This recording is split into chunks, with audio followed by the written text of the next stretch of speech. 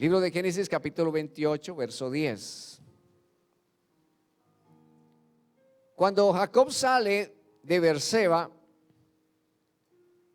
se va a una tierra denominada Harán, pero él se va por unas circunstancias previas. Y es que Jacob obtiene la bendición de Isaac.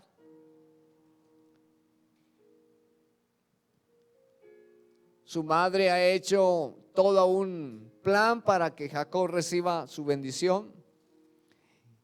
Y Jacob huye de Esaú porque Esaú empezó a aborrecer a su hermano. ¿Por qué? Porque el padre lo había bendecido.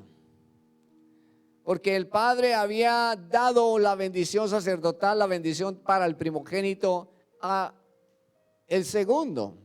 Y en realidad no era el segundo, era el primero. Pero este era el proceso que había en el corazón de Jacob. Y tiene que huir Jacob de Esaú. Al estar fuera, al salir, el día se le termina. Y al estar fuera y su día terminarse, entonces, como no había servicio eléctrico en medio del desierto, en medio del camino, la oscuridad llegó y tuvo necesidad de descansar, tiene necesidad de dormir y entonces se acuesta. Hoy no vino nuestro Jacob. Entonces vamos a tener que suplirlo esta noche, este día. Y aquí este hombre duerme porque el sol se le puso y toma de las piedras de aquel paraje y puso en su cabecera una y se acostó en aquel lugar, dice la palabra de Dios. Y en este sueño que empieza él a tener, entonces vemos que introduce a su vida una nueva lucha. Y es que la vida de Jacob es una lucha completa. Desde el vientre de la madre él venía haciendo una lucha. ¿Y en qué se diferencia nuestras vidas a la vida de Jacob? ¿En qué se diferencia la vida día a día de nuestros corazones, de nuestras familias, a la de ellos en ese tiempo?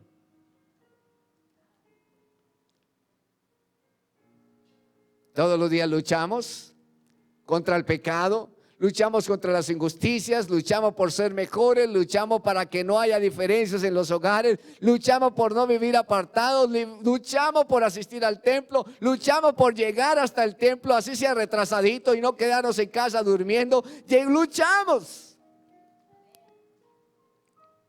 Porque la Biblia dice en el libro de los Hebreos que nosotros somos de los que avanzamos, de los que empujamos, no de los que retroceden. Y es que la Biblia nos enseña, y esto como primera cosa, que el reino de los cielos se hace fuerza y solamente los valientes lo arrebatan. Y esto lo aprendió Jacob desde el vientre de su madre. Y es que no podemos andar en la vida cristiana sin luchar. Usted encuentra el capítulo 6 del libro de los Efesios y allí se le entregan unas herramientas, unas armas al cristiano y se denomina la armadura de Dios para el cristiano, donde con ellas no es para ir a tomar té ni para ir a tomar café, sino para que la ejerzamos en nuestra vida, para que la coloquemos sobre nuestras vidas y hagamos con ella la tarea para la cual hemos sido asignados. Y Jacob andaba en una nueva lucha. Y no había otra más, no hay, como es el refrán, no hay cuña que más apriete que la del mismo palo. Y tenía una gran lucha con su hermano, al punto de que ya era aborrecido y lo iban a matar. Y él está en esa lucha. Y es que las luchas entre familias no se dan solo en el tiempo de Jacob, ¿o sí?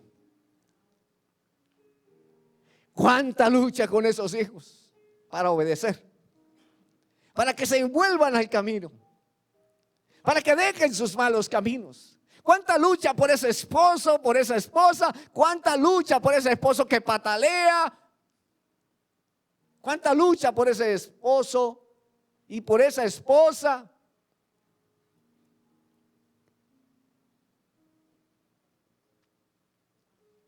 Pero tenemos que luchar. no para pelear o para acabar nuestros hogares. La idea no es esa. La idea es luchar para que nuestras casas sean mejores. Y tenemos que detenernos en el camino para poder soñar y visualizar bien lo que Dios quiere hablarnos a nosotros. Y tenemos que parar en nuestras vidas y tomar unas determinaciones para que el cielo se abra a nuestro favor, para que la lucha del cielo venga a nuestro favor y el ejército del cielo suba y baje a nuestro favor, porque necesitamos fuerzas para el camino. Porque necesitamos fuerza para arreglar las cosas, porque a veces nos pueden mal los egos y los orgullos para pedir perdón por las cosas que hemos hecho y dicho mal hechas. Claro que eso solo le pasaba en tiempos de Jacob, no hoy. Ya el amén se bajó. Pero si Dios te ha dado lo que tienes, tienes que luchar por ello. No espere que venga un ángel para luchar por tu hogar. Tú tienes que ponerte de pie, tomar la armadura y buscar al Señor para que luches y tengas entonces que presentar delante del reino de los cielos un hogar, una familia, unos hijos, un futuro, una vida que se presente delante de Dios y el Señor te diga: buen siervo, bueno y fiel, sobre poco has sido fiel y sobre lo mucho te pondré. Entra en el gozo de tu Señor.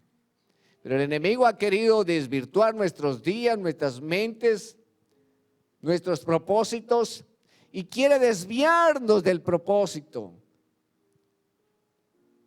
Por eso dice la Biblia: no haya entre vosotros disensiones ni contiendas, antes busquen la paz los unos con los otros. Mi paz os dejo, mi paz os doy, no se las doy como el mundo se las da. Pero creemos que con solo dejar las cosas así se van a arreglar. Eso es mentira.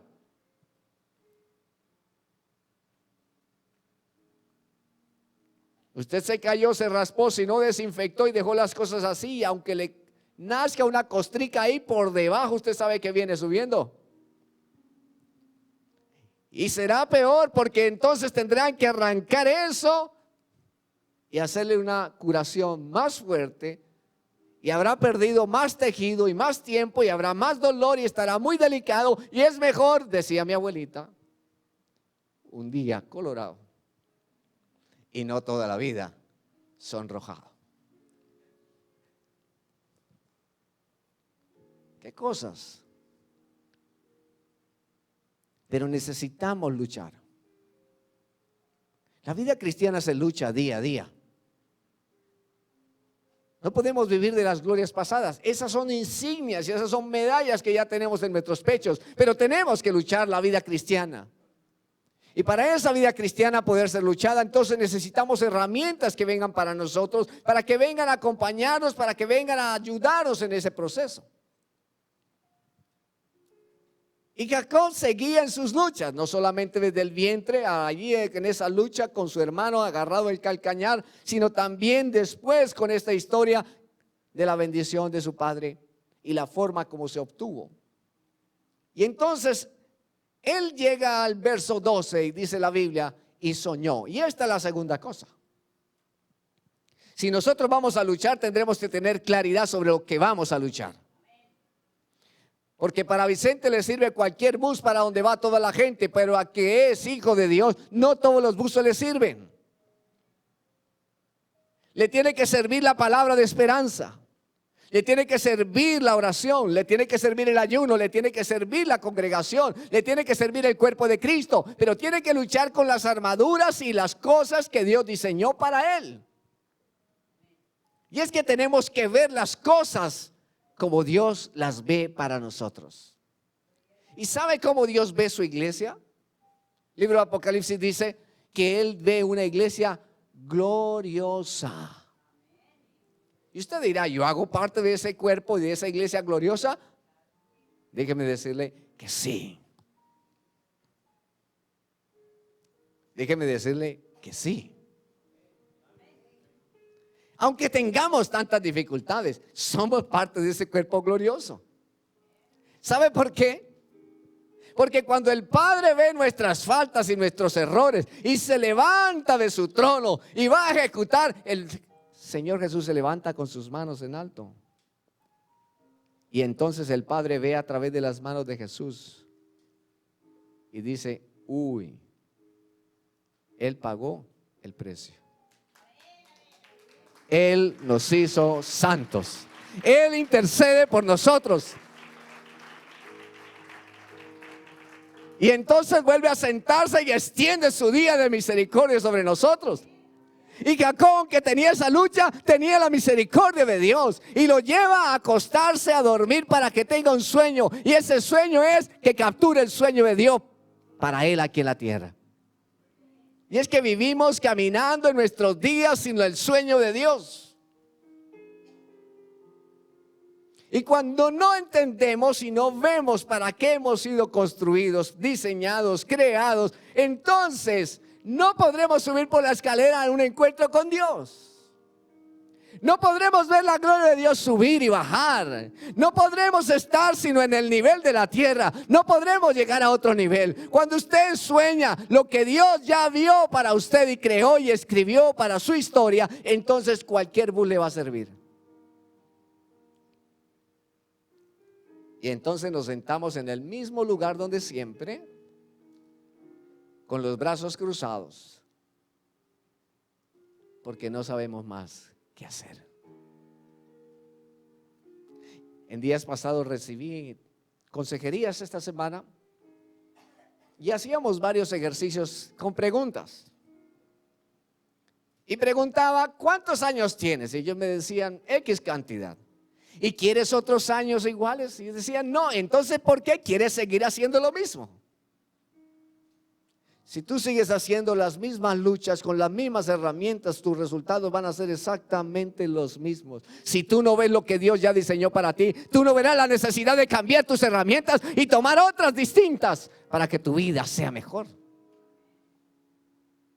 para obtener mejores resultados.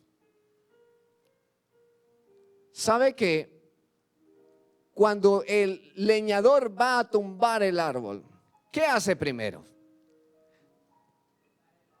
Toma el hacha y ¿qué hace con ella? La lleva a un proceso de amolamiento o de afilación.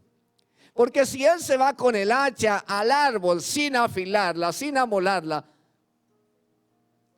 su tarea no va a ser eficiente.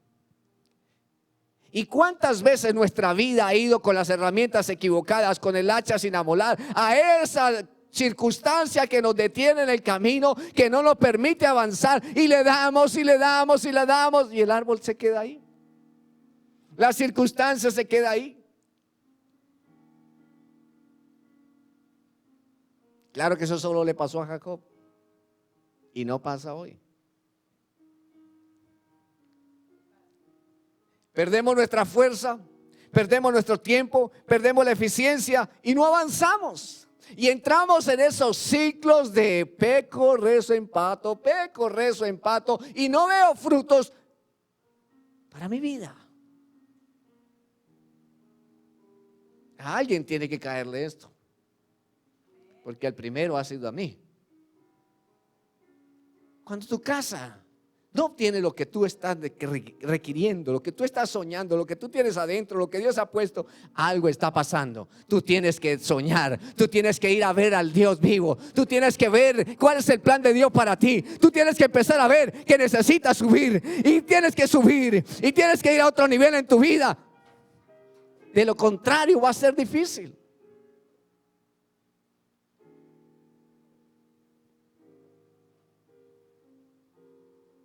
¿No le parece? Así es. Tenemos que lograr soñar lo que Dios ya soñó para nosotros. David lo dice de esta manera: mi embrión vieron tus ojos. ¿Usted sabe qué es un embrión?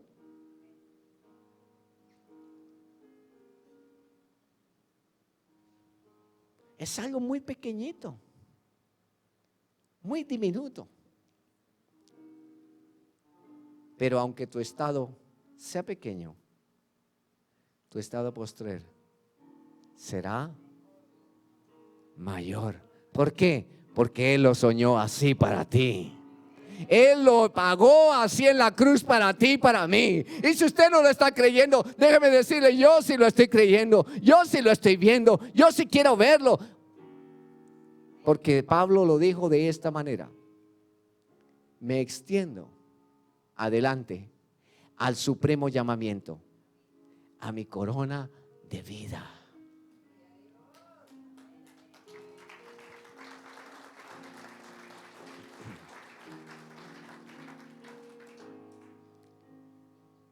Cuando Rebeca preguntó a Dios qué era lo que pasaba en su embarazo, qué es lo que ocurría, decíamos la vez pasada, Dios le dijo que dentro de ella había dos naciones, las cuales se dividirían y que un pueblo sería más fuerte que otro y que el mayor serviría al menor. Y usted encuentra eso en el capítulo 25 de Génesis.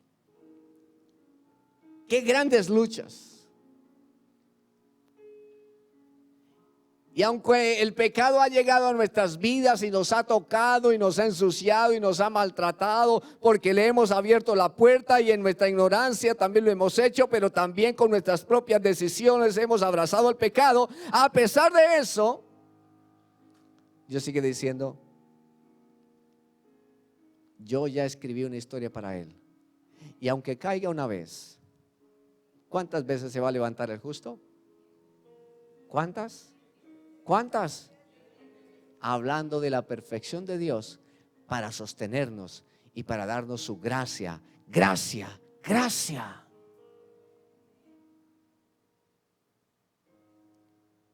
Y Jacob soñó. Y aquí es donde nosotros debemos permitirle al Señor que nos hable al corazón. ¿Cuántos tienen niños pequeños aún? Levanten su mano. Eso, muy bonitos hogares. ¿Usted sabe qué tiene Dios para ese niño? ¿Usted ya vio el sueño de Dios para ellos?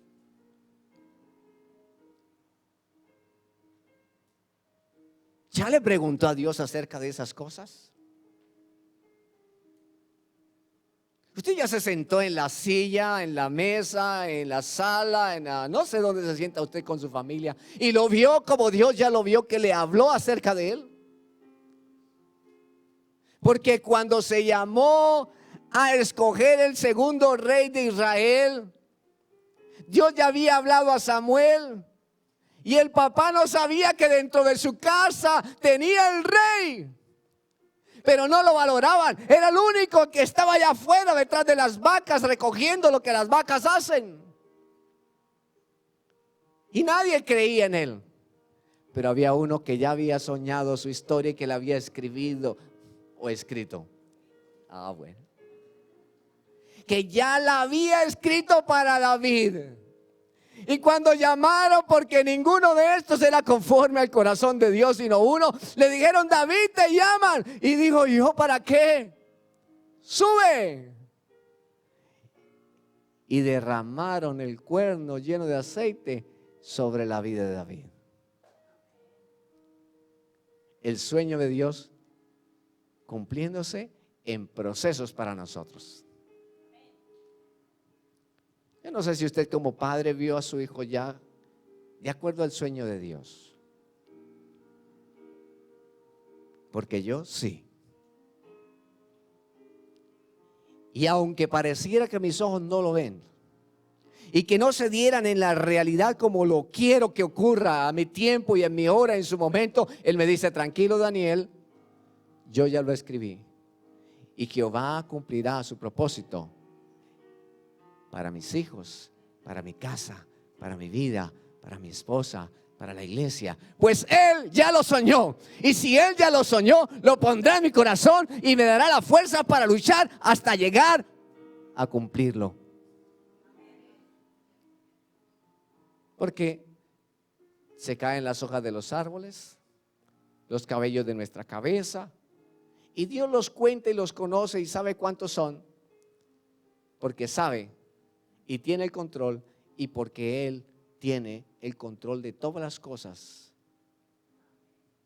también lo hará para ti, para mí.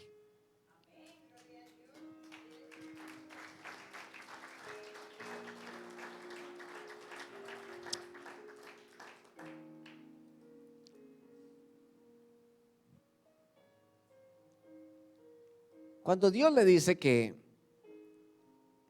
empieza a ver algo en el sueño, él empieza a ver una escalera. Y he aquí una escalera. Después he aquí ángeles. Y después he aquí en lo alto a Jehová. 3 estadios, 3 he aquís para Jacob. Él los vio tremendamente diferenciados en su vida. Primero, una escalera. Dijo, he aquí una escalera. Y esa escalera, ¿cómo estaba?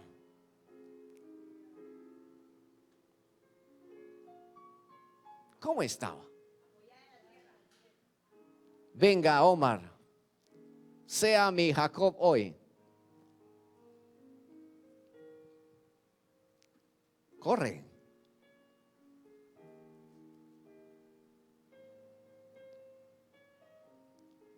Porque lo que Dios soñó, ya lo soñó para ti.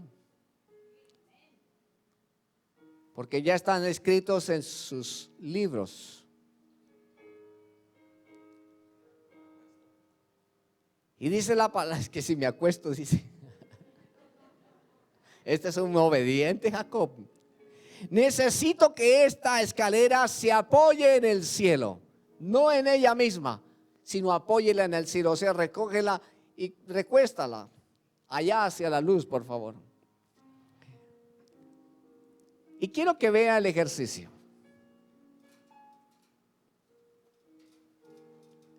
Si hablamos físicamente, cuando la escalera estaba abierta en forma de tijera, está apoyada ¿en quién? En sí misma. Porque tiene una abertura. ¿Estamos de acuerdo? Pero ahora el apoyo, ¿en dónde está?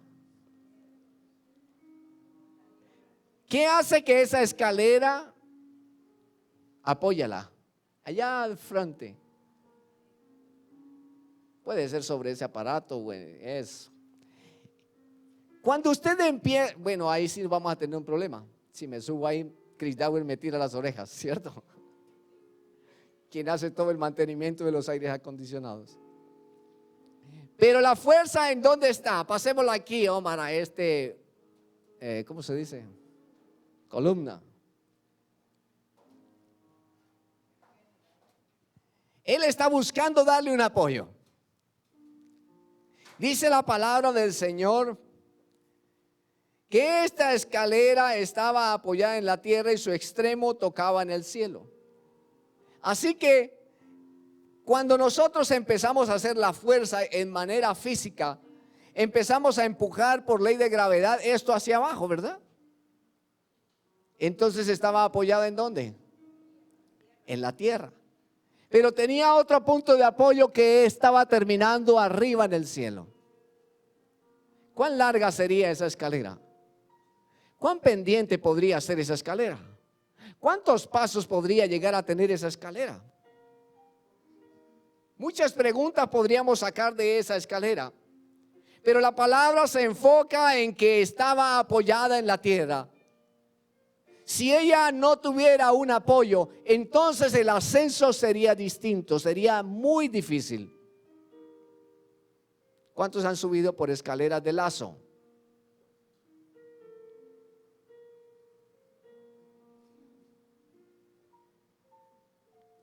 ¿Es fácil subir por ellas? No, porque están al vaivén. Nosotros necesitamos ver que parte de ese sueño tenga un apoyo. ¿Cómo sabrás que ese sueño es de parte de Dios? Porque se anclará en la tierra, se anclará en la presencia de Dios. Hará que la gloria de Dios empiece a generarte procesos, ascensos, movimientos hacia adelante y no hacia atrás.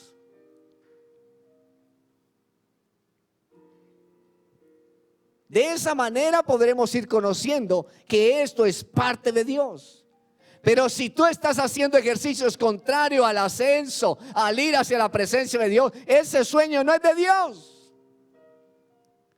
Porque los sueños de Dios te acercan a Él, no te alejan de Él. Te hacen vivir procesos para generarte madurez, para generarte vida, para generarte esperanza. Y eso no quiere decir que no hayan pruebas. Claro que las habrá. Pero vamos de gloria en gloria, de poder en poder, en crecimiento para Él. Le pregunto a cada uno de ustedes, ¿usted ya vio el sueño de Dios en donde usted puede servir? ¿Usted ya vio en dónde Dios lo incluyó dentro del cuerpo de Cristo? ¿O sencillamente ocupamos un espacio, un tiempo y la misma moldura en la silla porque siempre se sienta en la misma? ¿Es eso acaso el sueño de Dios? ¿O el sueño de Dios es más profundo? ¿O el sueño de Dios es más glorioso? ¿O el sueño de Dios es más alto? Pues Él dice que mis caminos y mis pensamientos son más altos. Eso quiere decir que si yo quiero alcanzar esos sueños y si yo quiero ver los sueños de Dios, yo tengo que abandonar este nivel y subir por la escalera que se apoya en la tierra y descansa en el cielo para ir tras aquel que da el sueño para mi vida. Porque si no es de Él, entonces no servirá. No servirá en el sentido de que no nos llevará a cumplir su propósito en la tierra. Después dice que su extremo tocaba en el cielo y he aquí ángeles de Dios que subían y descendían por ella. Decíamos que no subían ángeles con pañales, ¿verdad? En una materia de instituto bíblico que se llama angeleología se estudian los diferentes ángeles que están descritos en la palabra de Dios. Se da en la Biblia algunos de los nombres de los ángeles más poderosos de la palabra y del reino de los cielos para la tierra. Desconocemos otros nombres y deberán haber muchos más. ¿Usted recuerda de nombres de ángeles en la Biblia? No vaya a decir Daniel, Gabriel, Miguel. ¿Ya se le acabaron? Y estos ángeles tienen unos rangos distintos, unos rangos especiales. Y la Biblia nos enseña que si las huestes de maldad, según el libro de los Efesios, nuestra lucha no es contra sangre y carne, sino contra huestes, contra principados, contra en los lugares. Entonces quiere decir que en el reino de los cielos, de donde son todos los orígenes, de donde son todas las cosas, hay niveles de jerarquías y de poder. Y los ángeles que subían por ahí y bajaban por ahí eran la jerarquía de Dios, los ejércitos poderosos del cielo, que cuando Jesús nació en la tierra cantaron y adoraron al Rey de Reyes, y son los que están en la corte del cielo adorando y bendiciendo su nombre. Pero también son aquellos que van a decir y ayudarte. No para que los adores, porque los ángeles no son para adorar y ellos mismos lo han dicho. Pero son ángeles ministros de Dios para nuestra ayuda, porque de lo contrario no hubieran ministrado a Jesús y no le hubieran ayudado en el día de su angustia. Pero de todo este misterio de ángeles subiendo y bajando es la misma gloria de Dios fluyendo para nuestras vidas. ¿Y acaso vemos la gloria de Dios subiendo y bajando para nuestras vidas? ¿En nuestros hogares? ¿Vemos cómo el Señor fluye y fluye y fluye en nosotros? ¿Se te nota en la mirada, y hombre? ¿O por el contrario estás ahí como que algo pasa? Como que quiere avanzar tu auto y sigues en neutro y no has podido engranar en primera para despegar. Como que la vida se ha apagado, se ha pegado y no tienes para dónde ir. Déjame decirte Necesitamos la gloria de Dios, necesitamos de su palabra, necesitamos de los ministros de fuego que nos ayuden, necesitamos ver todo lo que Dios quiere para nosotros. Y esto se llama visión de Dios. Y esto nos habla de lo que Dios pone en nosotros. No solo pone un sueño en nosotros, también nos pone la visión. Si yo quitara mis lentes, déjenme decirle que los voy a ver muy feos a todos. Por eso uso los lentes, para verlos lindos a todos. Y no solamente me pasa a mí, sino a todos los que usamos lentes, ¿no, hermana Amparo? La visión se pone borrosa. No entendemos qué es lo que vemos. No es clara la imagen. No hay una definición de las cosas. ¿Y acaso ese escenario que acabo de decir no se parece al de nuestras vidas en algún momento? ¿O solo me pasó a mí?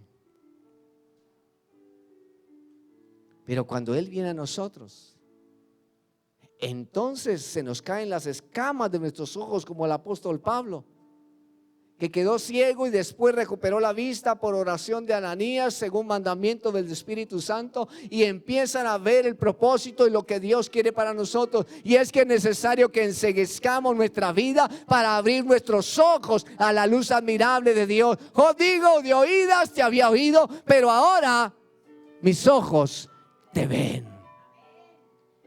Jacob había escuchado de su padre lo milagroso de su nacimiento, pero no lo había experimentado. Él necesitaba una experiencia personal, una visión personal, un corazón lleno del sueño personal de Dios para él. Y usted necesita un sueño personal de Dios para usted y una experiencia personal del cielo en su vida. Yo no estoy aquí porque mi padre sea el pastor. Estoy aquí porque al atravesarse Él en mi camino, me dio su sueño en mi corazón y me puso a ver lo que Él quería que yo viera. Y entonces sigue corriendo la palabra del Señor. Y aquí en lo alto, tercero, estaba ahí en lo alto Jehová. Mira el libro de Oseas capítulo 12. Oseas, Joel, Amós, Abdías, Miqueas, uno de los profetas menores. Oseas 12. Está hablando acerca de Efraín. Pero a partir del verso 2. Pleito tiene Jehová con Judá para castigar a Jacob conforme a sus caminos. Le pagará conforme a sus obras. Pero aquí empieza a narrar en Oseas 12:3 acerca de la vida y el conflicto de Jacob. Y dice: en el seno materno tomó por el calcañar a su hermano y con su poder venció al ángel. Venció al ángel y prevaleció. Lloró y le rogó.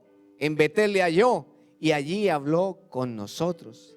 Mas Jehová es Dios de los ejércitos, Jehová es su nombre. ¿Qué visión tuvo este hombre en este encuentro también? Dice la palabra en boca del profeta Oseas, que desde ese capítulo allí está hablando Oseas diciendo que aún en el vientre Jacob peleaba, luchaba y luchaba con poder. Y déjeme decirle, Jesús dijo del Espíritu Santo que vendría con poder. Él es el Espíritu de poder. ¿Cómo podremos vencer nuestros días?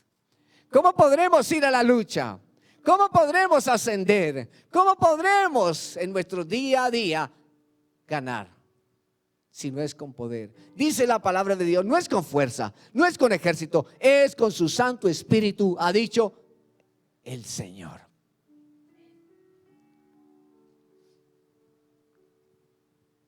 ¿Cuánta fuerza hemos hecho nosotros, igual que el leñador, sin amolar el hacha? Y los resultados no han sido los deseados. Si tan solamente nos detuviéramos un momento a molar el hacha, si tan solamente nos detuviéramos un poquito a escuchar la voz del Espíritu Santo, a recibir de su poder, entonces seríamos mejores esposos.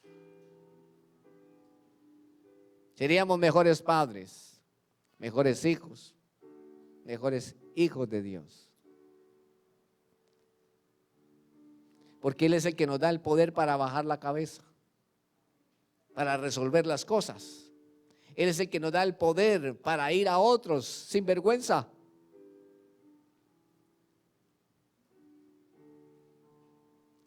Porque Jacob la había embarrado y bien feo. Ahora necesitaba un nuevo poder.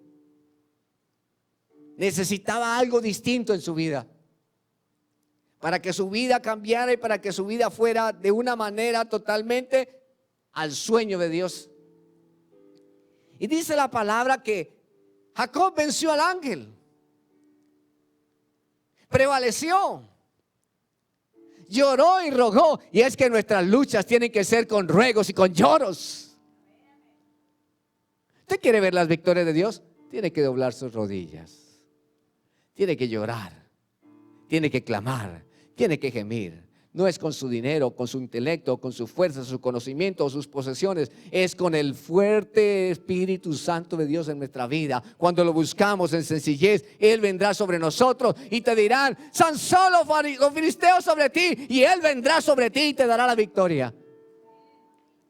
Lo maravilloso y distinto entre Sansón y nosotros hoy es que de Sansón se iba y con nosotros permanece hasta el fin. Oh, gloria a Dios.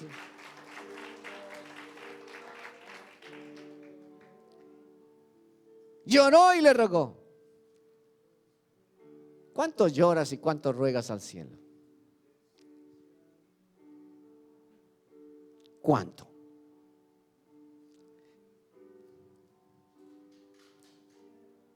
De acuerdo a la circunstancia, usted va a clamar y llorar y gemir.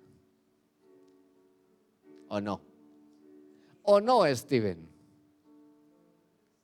¿O no, Pastor Daniel? Que hemos pasado por el valle de las sombras de la muerte. Y ahí sí, paticas, dóblense, rodillas, dóblense.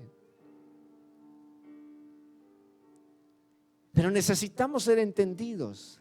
Porque Jesús dijo: velad y orad. ¿Cuánto tiempo? En todo tiempo. Velad y orad. Busquen al Señor mientras puedan ser hallados. Hay que buscar al Señor. Y aunque pareciera que el gigante está ahí y no se quiere derribar, y aunque pareciera que la circunstancia no se va a mover, déjeme decirle: usted va y amola el hacha y va en el nombre de Jesús y dice como David: ¿quién es este filisteo que viene a insultarles? Yo vengo a ti en el nombre de Jehová de los ejércitos. Y cáete, Goliat, y te morirás. Y avanzaremos a un nuevo estadio. Porque ya Dios soñó. Dios ya te dijo lo que vas a hacer. Y Dios ungió a David y le dio esa gracia y ese poder. Y ya lo sabía. Porque había estado con él cuando el oso atacó, cuando el león atacó. Y dijo David: si vencimos al oso, vencimos al león, venceremos a ese Goliat. Y esto es para entendido nomás. Yo no sé si usted ha visto un oso o un león. Mi perro, o el perro de nuestra casa, de nuestra familia, se llama Max. Es un lobo siberiano. Y cuando él se pone en sus paticas, me pasa mi gran altura.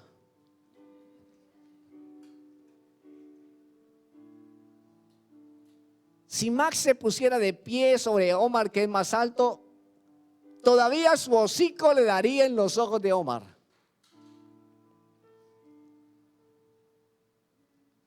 Ahora imagine un león. Ahora imagine un oso.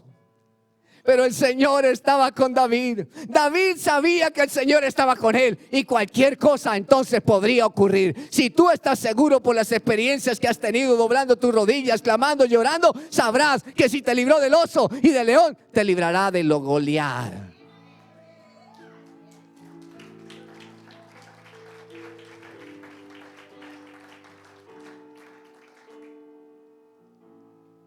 En Betel lo halló. Y es que cuando la escalera se apoyó en ese lugar se llamaba Luz, no Betel.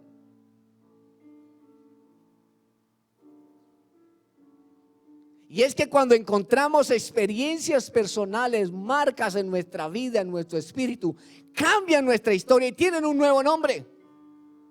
Estando en el año 93 en Costa Rica, allí el Señor me habló con una de sus palabras y la tengo marcada tan perfectamente en mi Biblia, que eso marcó una historia antes y después de mi vida. Ahí supe cuál era la misión, ahí supe que era el sueño de Dios, ahí supe cuál era el pensamiento de lo que Dios quería para mi vida. Y cambió mi historia. Ya no se llamaría más Luz, se llamaría Betel. ¿Y sabe qué significa Betel? ¿Qué significa? Casa de Dios. Porque cuando Él nos cambia el pensamiento, cuando Él nos muestra su misión, cuando Él nos muestra su sueño, cuando tú ves las cosas y las experimentas y tienes una marca en el corazón, entonces tú tendrás la capacidad de llamar las cosas como Él las llama. Ya llamamos las cosas que aún no son como si fuesen. Y nos extendemos hacia adelante, ya no con estos ojos, sino con fe. Porque ya no caminamos más por vista, caminamos es por fe. Un día a la vez, ¿o no, Jorge? Un día a la vez, por fe. Jacob vivía muy agitado en sus historias antes de este día y dijo: ahora se llamará esto casa de Dios. Casa de Dios, ¿por qué? Porque su gloria, la misma presencia de Dios habita en ellos. Y cuando usted encuentre un lugar llamado Betel, ese será su casa de Dios. Cuando usted encuentre su lugar secreto, lo llamará Betel. Cuando usted encuentre en su caminar su Betel, usted regresará por ese camino. Cuando usted encuentre este lugar como Betel, usted regresará.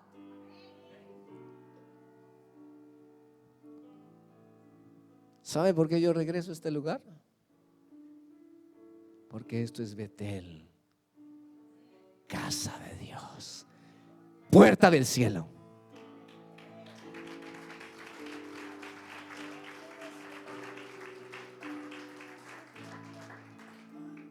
Y termino con esto para la tercera parte. Y él dijo: ya no se llamará más Luz, se llamará Betel, porque esto es casa de Dios y puerta del cielo. Voy a contarles unos detalles de la tierra de Israel. Abraham subió al monte a sacrificar a Isaac, ¿recuerda? Y al ir a sacrificar a su hijo, subió al monte Moriah. Cientos de años después, el Padre sube al monte a sacrificar a Jesucristo en el monte Calvario, o en el monte Gólgota, o en el monte Moriah. ¿Qué quiere decir esto? Que cuando Abraham subió a hacer ese ejercicio que Dios le determinó, él estaba obedeciendo hacia el futuro, la sombra de lo que iba a ocurrir hacia adelante en el tiempo. Y no sacrificó a Abraham a Isaac, pero el Padre sí entregó a su hijo, para que todo aquel que en él cree no se pierda, mas tenga vida eterna. ¿Qué fue lo que hizo Abraham? Ancló una escalera en la tierra para que se volviera la puerta para el cielo. Cuando tú anclas en la presencia de Dios escaleras en la tierra, lo que estás abriendo es puertas para el cielo, para muchas otras personas y para tu vida misma. No sé si me hice entender. Porque cuando atraemos la presencia de Dios a la tierra, lo que abrimos es una puerta para el cielo, y del cielo bajan toda buena dádiva, todo don para los hombres, toda misericordia y toda gracia, y todo lo maravilloso del cielo proviene del cielo, del Padre de las luces, a través de la puerta que nosotros abrimos, que se llama Jesucristo, el Hijo de Dios. Pues Él dijo: yo soy la puerta, y el que por mí entrare, ese será salvo.